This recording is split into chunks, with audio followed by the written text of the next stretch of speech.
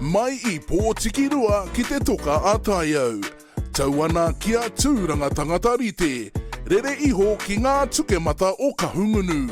Ngā reo irirangi o Te Rāwhiti. Me hoko we rārare. Kainga te katoa. Ana. Morena e te whānau. Welcome again to your end of work week beverage. Your warm, hot cup of tea on Kapu Tairāwhiti. You might need a cup of tea for the cold weekend ahead. Kei te hara mai a hōtoke, but I might still go to the local rugby and I'm playing netball tomorrow. Me puta kātika, aha ko te hōtoke me te makariri. E rangi, ki te haere koe ki te whutupōro a pōpō, kauaka e haere tata ki ngā tōhihi kai hāpokotia koe. Tō haraki hoki ki te maumahara kupu no Te Reo o Turanga. Oh, tēnā koe! Now, the 4 kupu that you just saw at the bottom of your screen were the first 4 of 20 kupu that were researched for a brand new resource called Te Reo o Tūranga. Te Reo o Tūranga is a new resource that you can watch on Turanga FM Media and also hear on Turanga FM every morning. At 7 a.m, just quietly. And my friend to my right here, well, later in the show, she'll be talking to one of the creators, David Jones, to find out more. E rangi, it's that time again to see what's shaking from Ngāti Porou to Turanga Nui a Kiwa all the way to Ngāti Kahungunu with the latest news stories on the eastern seaboard. Mai I te tī ki te tā, ki ngā tai pito pito o te wā. He wera te tī, me maringi.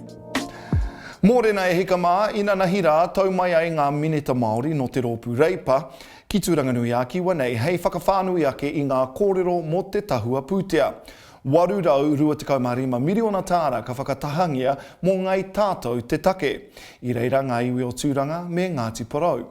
No muri I te parakuihi ka rūmene rātou ki te poho rāwiri marae, ki te whakamānawa I te 34 miriona tāra ka whakawhiwhia ki te matatini. Hei tā te hia mana a Heroini Parata, mei kore ake te hunga pakeke I o tātou marae me ngā iwi huri I Aotearoa, ko kore pēnei rawa te Waimari e. Ki Kahungunu I nāi kei te whakahaeretia tētahi kura reo mō ngā kura kaupapa Māori huri I te rohe, ki te kura kaupapa Māori o Kahungunu tonu. Ko te whāinga, he whakapakari, he whakangungu hoki I ngā kaiako, e pua wai mai ai etahi hua, hei whāngai ki wā rātou tauira, me te mau I tētahi reo kaunga. A koira ngā pūrongo o te wā. He timo kai, he wera te wai.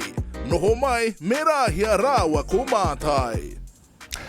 Now, every Thursday and Friday, we bring you the latest Kapu Tairāwhiti episodes, courtesy of Radio Kahungunu, Radio Ngāti Porou, and of course us here at Turanga FM. Now, speaking of Turanga, in a moment we're going to look at Te Reo o Tūranga. In fact, Rāhia Tumutumu is standing by, ready to interview my whanaunga David Jones about this project. But right now, let's have a look at some of the episodes that have already played and he hoki wetahi o ngā kupu nā David I whakaara ake anō. Kia mātakitake ake tātou. Hey, Farmer Jones. Oh, kia ora. Atu. Oh, kei te whāngai au I ngā punuka poaka. Oh. Wait, punuka? Yeah, punuka. Punuka means young. E ha te kōtau. Kōtau. He kupu rite ki te koutou. Kupu no te kāinga nei, pēnei te mātau, rātau, tātau, ngā aus katoa. Hea ha. Ka te kōmamu.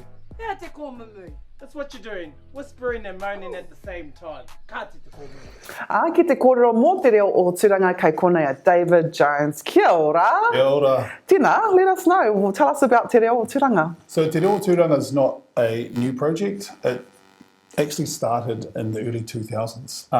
Auntie Thelma Kraitiana, Mōrehu Nikora, they pulled together a kaupapa around a rautaki reo mō Tūranga Nui a Kiwa. This is like right at the start when rautaki reo were first being formed. There was one being done by Te Rūnanga o Tūranga Nui a Kiwa, and as part of that, they created a group of kupu in a papa kupu in a dictionary, and these kupu no te reo ake o Tūranga. And so these kupu come from mō teatea. They come from written documents, they come from the old newspapers, so there was a whole research project done, and ka hangai ai tētahi papa kupu, and from there what we've done is it's been sitting for about 20 years. Wow. You know, so it's been sitting, you know, in the cupboard for 20 years, and I remember at the end of high school finding this book and actually working with the whānau on the end of it, and I've always wanted to bring them back. So I wanted to bring those kupu back and share them with the whānau. So it was as simple as that. He māma noi ho te whakaro, you know, tuku I te reo o Tūranga, kia rangona. Because, yeah, you are right that, you know, in Mōtiatia and even in Waiata that, you know, came out how many years ago, there are words that you're like, wow, what's the meaning behind that? So it's beautiful to see. Was there a reason behind making it comedic? You know, your clips? So I think the clips for us it was more about how can you, in under 1 minute, whakamohio atu I te tikanga o te kupu. And comedy and just the way in which we banter with each other is a really good way for people to get a real quick understanding of he aha te tikanga o te kupu. And so for us it was about talking about a kupu in context, understanding where it comes from, but actually just the way we are as tūranga, we are very quick-witted, you know. He uri tātou no taharako, you know, tērā momo. And so I roto I tērā ahuatanga, ka puta I nei kupu, and through the kupu we're able to align it with different things so that people can remember and have that little hook. So they remember, oh, that's what that kupu is and that's what it means. Yeah, because for me, and I think for a lot of people, when you do find something entertaining or funny about it, then you do remember. You remember, right? Yeah, you remember, yeah. So nā he rautaki pai tērā. E hia ngā kupu kua rangahaua e koutou? How many, you know, kupu? So, kei roto I te papa kupu, rua rau ngā kupu o te papa kupu, right? So, the work has already been done. And Morehu, Nikora and others actually sat with our kaumātua. So there was a group of kaumātua, they sat, and ka āta wānanga I ngā kupu. He kupu tēnei no tūranga, no iwi ki rānei. And so they worked their way through, and really what we're saying is this is an offering. This is an offering to our people, and it's something to start a conversation. Some people might go, oh, well, he kupu hoki tērā no Ngāti Pro, no kahungunu pēr. And kei te pai tērā, because actually it starts talking about those whakapapa links that we have with each other. And so these kupu, the kupu are there for people to grasp onto, to hear, to learn about. And so as part of our first project, which was with Te Mātai, we got 20 kupu. So we're working through 20 kupu and sharing them with our whānau. Awesome. You know, I've known you for quite a while, and he tangata mōhio koe. You know, you're very knowledgeable. Did you learn anything? I think I'm always learning things. So for me, what I really liked was being able to get that hononga, right? That hononga to mōtetea. So there was one kupu that came from a mōtetea, which was about a lady who committed some type of adultery. And I puta tētahi mōtetea, and in that mōtetea were certain kupu, and you're like, wow, that is so cool. Yeah. And whereas there's other mōtetea that we know that we've grown up with, like e kui mai, e koro mai, and you hear kupu like moi moi, aku moi moi.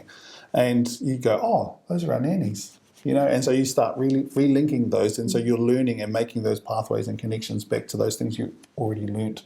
But actually, you know, you're adding another layer of kōrero to it. That's cool. Hea te pai tawhiti mō tēnei kaupapa, what's your future plans? Ko taku hia kia rangona whānuitia, te whānau I nei kupu.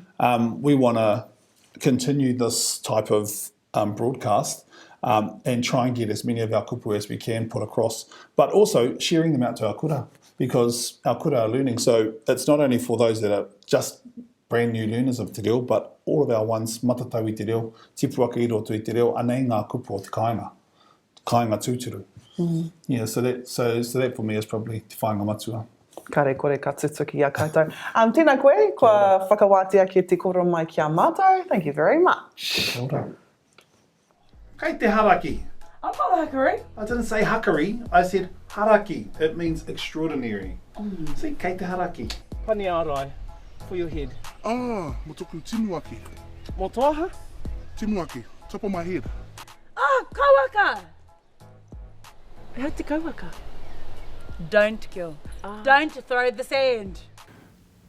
Far, you were quick to... Yeah, anyway. That was David Jones, one of the creators of brand new resource, Te Reo Tūranga. Listen in Monday to Thursday at 7 a.m. on Turanga FM, or go to our Turanga FM Media Facebook page to hear more kupu on Te Reo o Tūranga. E rangi, I nāene, o e rangi, e ngari, e rua. For now, have a great weekend, everyone. Enjoy netball tomorrow. Thank you. Ki kaha. Engari e te ti e te tau mo tēnei wā. Hei kona. Who are you playing, Apopo? Waikohu. Oh, ka piti rātou i a koe. Radio Ngāti Porou. Radio Kahungunu. Tūranga FM. Kapu Tī me ngā irirangi o Te Rāwhiti.